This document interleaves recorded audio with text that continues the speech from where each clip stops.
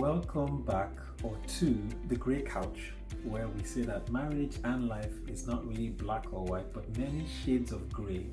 And we get to explore those many shades together so we become better individuals and have better marriages. I'm Stanley. And I'm Otito. And we are planning to record a session for a Grey Couch in the morning when I was off and Otito was off. And we're like, okay, let's drop the kids off at school, summer camp, whatever, and then we'll come back and record. And normally or typically it still drops them off, but I was off this month. I said, okay, let me do this. Let me go ahead and drop them while we are getting ready. And so I drive off. When I drive off, those guys in the driveway, it takes me about 20 minutes. And on my way back from Brooklyn, this guy is not in the driveway, the car is gone. And I'm like, I knew this person wasn't interested. It took me about 25 minutes tops. So driving to the drive-thru, where did she go?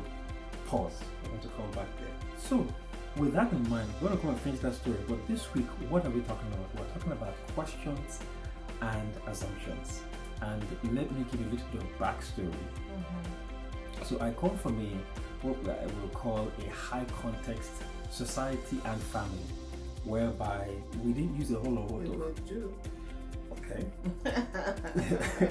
We didn't use a whole lot of words where someone just says and that can mean a whole litany of things. Mm-hmm. And so very just did the whole now. Very high context, and so what it typically means is that we make a lot of, I don't say assumptions, even though that's the word, more like extrapolations. So if A is coming before B, that means C is going to be next. And that tends to come out a lot in the way I get information. So what I'm trying to say is that most of the time my questions are more confirmatory than exploratory, if I can use that word, in that I have an idea, a concept in my head. I'm like, all right, let me just check the box and this is probably what's happening. So in driving up, I now sent it to a text, and thank God for text. My text to her was, so you decide to go to work, period. But still text back, okay? And when okay comes instead of Stanley, you know that there's something going on. Okay, your question should have been, where are you, Otito? So, and I want to get this very correct. She said, as she texted, presupposed assumptions posed as questions are actually not questions. Bam! I wish I could tell that this didn't make me even more upset, but thankfully it was text and I had time to start to de-escalate, and she really had a point. I'll let her talk about how she came to this philosophy. It's a real philosophy. Oh my goodness. If you watched last week's episode, you heard me say that patience was what the Lord was working on me on. And I guess you're kind of seeing in real life one of those kinds of situations, because I'm always saying to him, especially like you have children now, so this is very clear when it comes to children. Like, ask the question that you need the answer to, right? In that sense. Now, this seems like a very mundane thing, right? And it's like, oh, what are you saying? But in the light of, the question that he's talking about, the question was, you decided to go to work at X, ?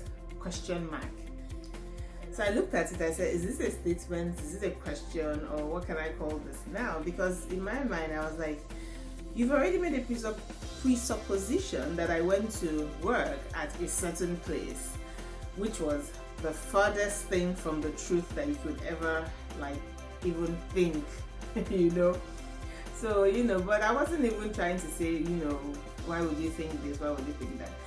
I said, at the back of this question is you trying to find out who I am. And so, I guess the question should just be, where are you? And then I'll tell you. But when you've already assumed that I went to X and you're posing it as a question, I don't understand it. I do not understand it one bit, right? Because I just thought to myself, I said, if I said yes, no, then that means there will be like 3 different questions coming after that, right? Meanwhile, you could have, what's the word?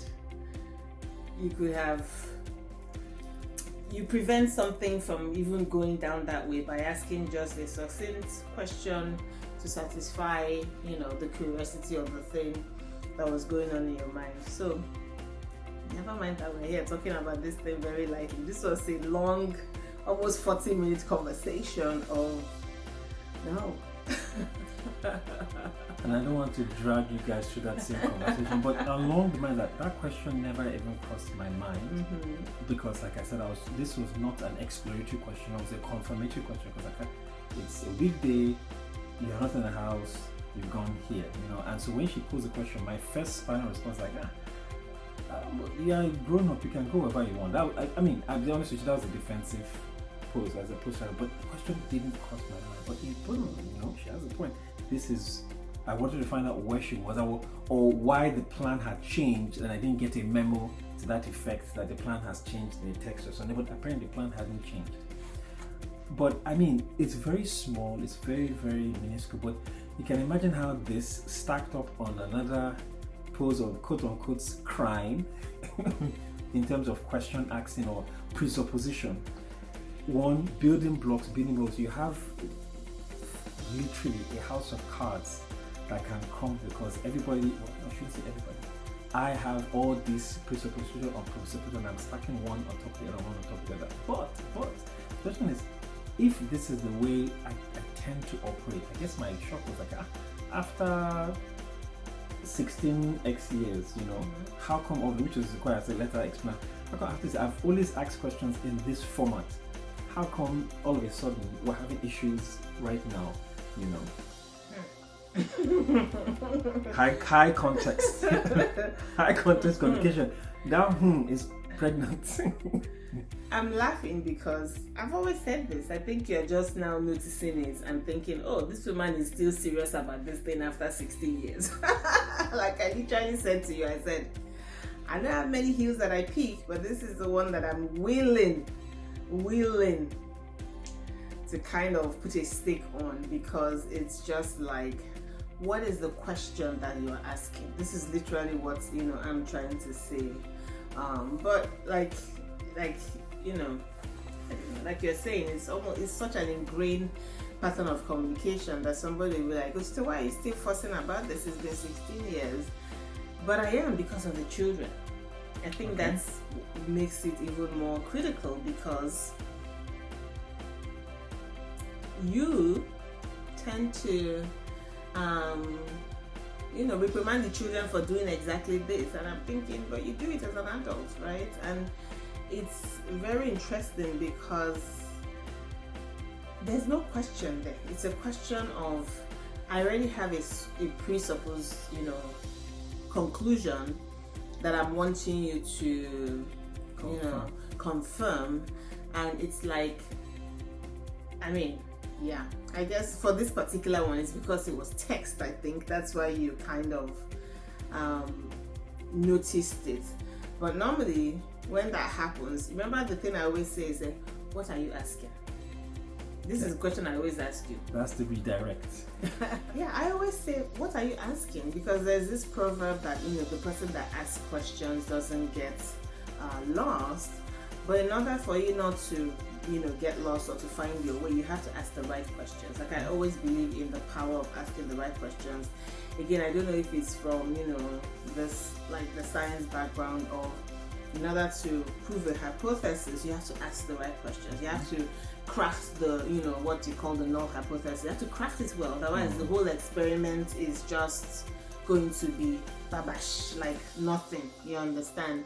And so, the question is always, are you, ask the right question so you can get the answers you want, as opposed to trying to confirm, some assumptions. Because I think this comes back to communication, right? This idea of mind reading, no mind reading, and all of that. And I think for me, it becomes even a thing of, you're the one that is always saying to me, you can't read my mind, you can't read my mind. But with this kinds of questions, you're indirectly expecting me to read your mind and know this is what you were assuming or not assuming, and then to confirm or not confirm. So yeah, I feel like it's funny how people have their tics, right? What you call tics, their marital tics. I think for us this is the one of them, because I'm too direct, I guess, if you could say that. But it's not because I wasn't raised in a high context family, not at all.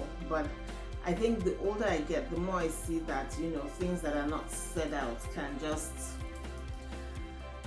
I say, sit, fester, and then bleed out on people. Like you just be bleeding, you just be bleeding pus, like stinky liquid over people, right?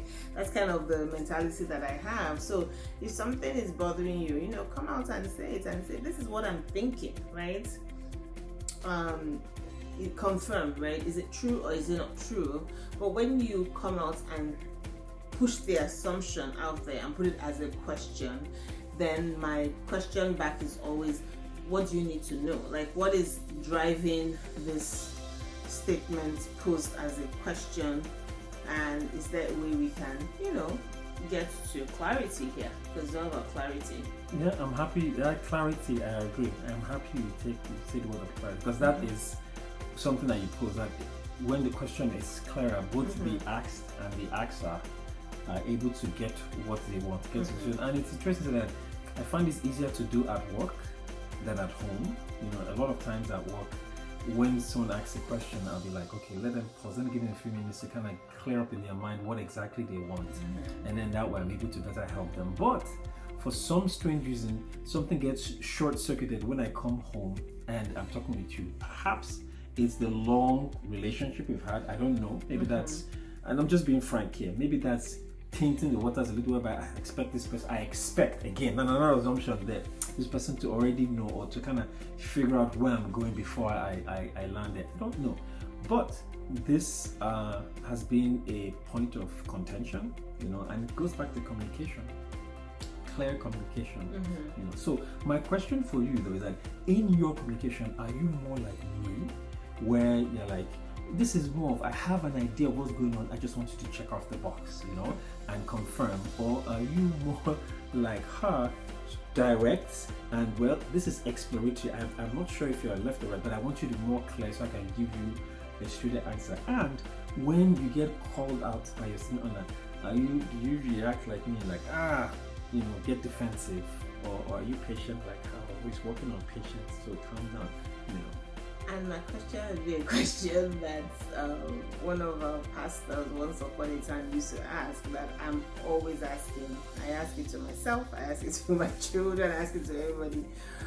Whatever your answer is, how is it working out for you? Right? How is it working for you? If it's working out well, keep at it, right? If it's not working out well, then you have to do something about recalibrate, right? Because communication is between two people. Like, it's funny because in the field of communication studies, they say it's not because you've said something means it has been received. Communication is complete when the other party hears and understands what you're trying to tell them, right? In your context. And we've talked about the fact that there are six things that happen, right? What you said, what the other person heard, what they think you said, and what you thought they heard, like, back and forth. And so at some what you point, meant to say. So at some point, you kind of just have to come to a point where it's like, do you understand what I'm saying? Like, I always think about, what's his name? Do you understand the words that are coming out of my mouth? What's his name in that movie? Honestly, it sounded funny, it's still funny, but at some point, you literally have to get there. Like, it looks like I'm just saying words. I want to make sure that you are understanding the word. Rush hour to Jackie Chan. Do you understand the words that are coming out of my mouth? So racist, but the point was the communication. Like, I just don't want to be spitting out words or whatever. And so, if you want to test an assumption, right, that is posed as a question, try asking the other person, do you understand what I'm saying? And then, see what they say, right? Because if they don't, then it wasn't a question. It was just something you had thought was clear, or, you had perceived in your mind. But then the other person is like, from where to where? Like Nigerians would say, from where to where? So, yeah.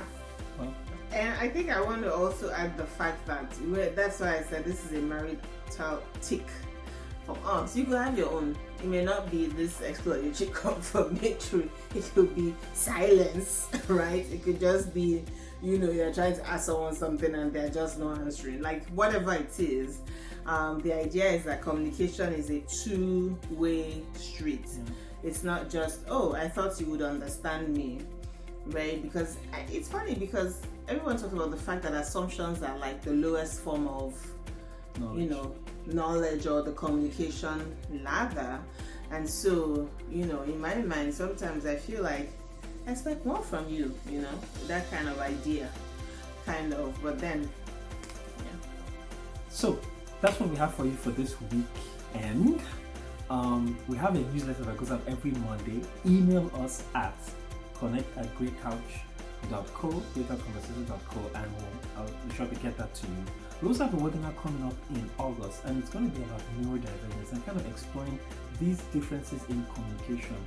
Can we be traced to neurodivergence? Let's find out. So how our brains work, right? Yeah. And yes, and if this has been a blessing with you, share with one other person. From our couch to yours. Bye for now. Bye.